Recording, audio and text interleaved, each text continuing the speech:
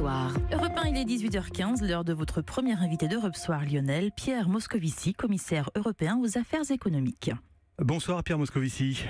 Bonsoir. Après 10 ans de politique d'austérité, 8 ans de plan d'assistance économique, la Grèce retrouve aujourd'hui sa liberté, dégagée de la tutelle de la zone euro et du FMI. Est-ce qu'elle est à nouveau un pays européen comme les autres, Pierre Moscovici ? Oui, la Grèce est maintenant un pays normal au sein de la zone euro, c'est-à-dire qu'elle va déposer son budget comme les autres, c'est-à-dire qu'elle a accès au marché, c'est-à-dire qu'elle va définir librement sa politique économique tout en tenant compte, bien sûr, des engagements pris avec ses créanciers, qu'il demeure, parce que la dette publique est toujours à 180% du PIB, mais c'est un jour historique, oui, pour la zone euro et pour la Grèce. C'est la fin de l'ère des programmes, c'est la fin du programme grec et c'est, oui, le retour de la Grèce à la normalité après tant d'efforts, tant de sacrifices consentis par le peuple grec et je m'en réjouis. Je sais qu'il y a eu des erreurs, je sais qu'il y a eu des souffrances, je sais qu'il y a eu des sacrifices, mais voilà, aujourd'hui, il faut marquer ce jour d'une pierre blanche. Alors la Grèce retrouve sa liberté au prix de nombreux sacrifices, vous le dites, des salaires réduits 35%, des retraites divisées par 2,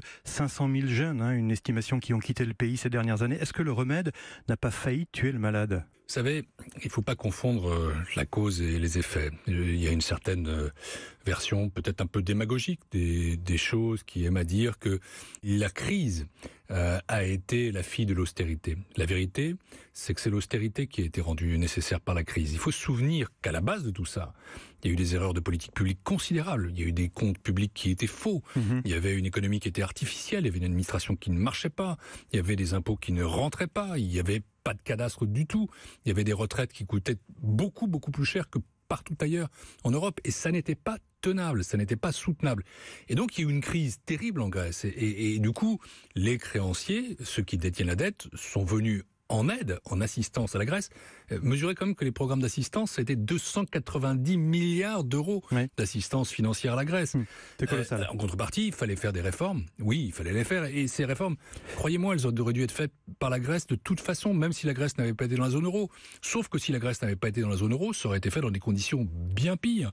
Puisqu'à ce moment-là, la pression aurait été celle des marchés. Il y aurait probablement eu un programme type FMI. Il y aurait eu toute une série de catastrophes sociales, comme on en a connu dans d'autres pays qui ont été pour le coup vraiment sous tutelle. Car un programme n'est pas une tutelle. Un programme, c'est un accord où d'un côté il y a une assistance financière, de l'autre côté il y a des réformes. Alors les premiers indicateurs économiques sont effectivement plutôt encourageants, avec un chômage qui a baissé, qui reste encore autour de 20%. Presque 2% de croissance en prévision pour cette année, la fraude fiscale qui a reculé. Mais malgré tout, Pierre Moscovici, vous êtes bien conscient que tout ce que l'on lit comme reportage dans la presse ce matin notamment raconte une Grèce et une population fatiguée, déprimée, en colère. Je connais bien la Grèce. Je me suis consacré à la situation de la Grèce depuis 6 ans comme ministre des Finances, d'abord comme commissaire. Et je connais tout ça. Je connais la situation des parents qui ont vu leurs enfants chercher un avenir ailleurs. Ouais. Je connais la situation des retraités qui ont vu leur retraite coupée. Je connais surtout la situation de tous ceux qui ont perdu leur emploi. Je sais que le PIB a reculé de 27% en Grèce. Mais la vraie question, et ça c'est une question politique, c'est est-ce que c'est la faute de l'Europe? Est-ce que c'est la faute des programmes? Ou est-ce que c'est la faute de la crise grecque? Et ma réponse, elle est très claire. C'est que les Européens sont venus assister la Grèce pour qu'elle sorte d'une crise qu'elle connaissait elle-même. Et que la situation eût été bien pire, bien pire, sans l'assistance européenne, sans ces 190 milliards d'euros. Alors, qu'il y ait eu des erreurs, j'en conviens. Qu'on ait été trop dur, j'en conviens aussi. Pas pour mon propre compte, car j'ai toujours milité pour une approche humaine et solidaire de la crise grecque. Mais, vous savez, il fallait que ces réformes soient faites. Il faut qu'il y ait un cadastre, il faut qu'il y ait les impôts qui rentrent, il faut qu'il y ait une administration qui soit digne de ce nom, il faut que les entreprises connaissent et un répertoire de leurs salariés. Sinon, nous sommes dans une économie casino, dans une économie château de sable. C'était un peu le cas. Et donc, je sais que les Grecs ont souffert, mais je crois que maintenant, sur la base des réformes faites, il y a une capacité à avoir non plus un déficit de 15%, mais un excédent budgétaire, avoir un taux de chômage qui a été réduit de 8%, même s'il demeure beaucoup trop élevé, avoir des créations d'emplois, avoir une croissance alors que la récession était de 5,5% au début des années 2010. Donc les efforts commencent à payer leurs fruits. Et je dis aux Grecs que tout cela a été fait par eux, les efforts, les sacrifices, mais pour eux. La Grèce va rester... La Grèce est un pays innovant, créatif, qui doit redevenir un pays attractif, un pays où il fait bon investir et vivre. Et où la fréquentation touristique a battu des records cet été. La Grèce va rester sous surveillance renforcée, ça veut dire quoi? Qu'elle va encore devoir s'imposer de l'austérité? Non, il n'y aura pas de nouvelles mesures, il n'y aura pas de nouveaux efforts demandés, mais les engagements qui ont été pris par les gouvernements grecs de poursuivre les réformes, notamment de faire en sorte que les déficits budgétaires ne repartent pas à la hausse de manière explosive, ces efforts doivent être tenus.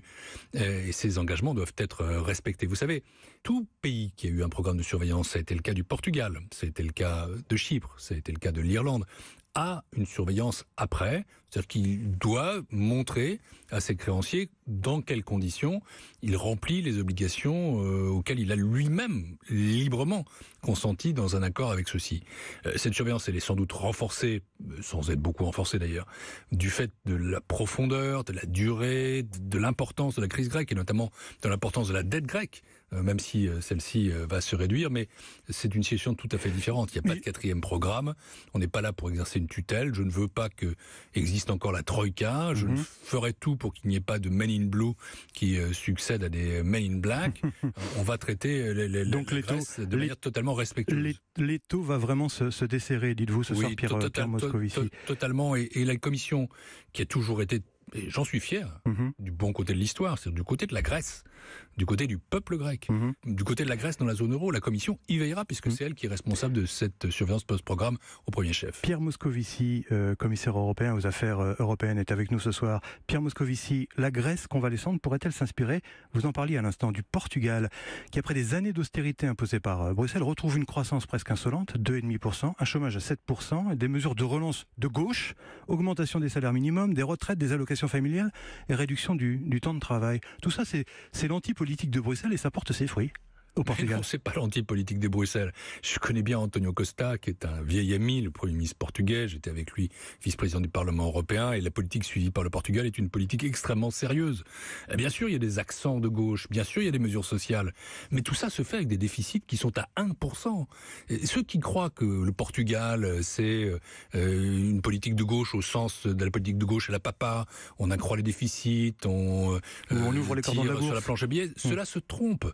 La politique suivie par le Portugal est une politique très sérieuse. Ça peut être un exemple alors pour la Grèce ? Moi qui suis un social-démocrate, j'ai toujours plaidé pour une politique qui soit sérieusement de gauche, sérieuse et de gauche. Une politique de gauche est une politique qui marque une volonté de lutter contre les inégalités, qui fait des choix à l'intérieur de finances publiques bien gérées. Et vous savez, un pays qui s'endette, c'est le cas de la Grèce, ça a été le cas du Portugal, c'est le cas de l'Italie, ça peut être le cas d'autres pays aussi. Un pays qui s'endette est un pays qui s'appauvrit. C'est un pays qui doit rembourser cette dette et c'est en général la jeunesse qui paye la dette contractée par ses aînés.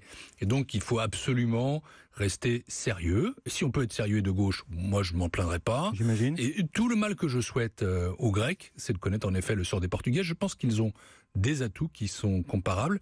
Notez que vous disiez la croissance de du Portugal est insolente à 2,5%. La croissance que nous prévoyons pour la Grèce l'année prochaine est de 2%. Encore un effort. Je pense qu'on peut tout à fait y parvenir car ce pays a des atouts extraordinaires. Merci. Le premier atout, c'est son capital humain, c'est le peuple grec. Et c'est à lui que je pense aujourd'hui. Merci Pierre Moscovici d'avoir accepté notre invitation ce soir dans Europe Soir.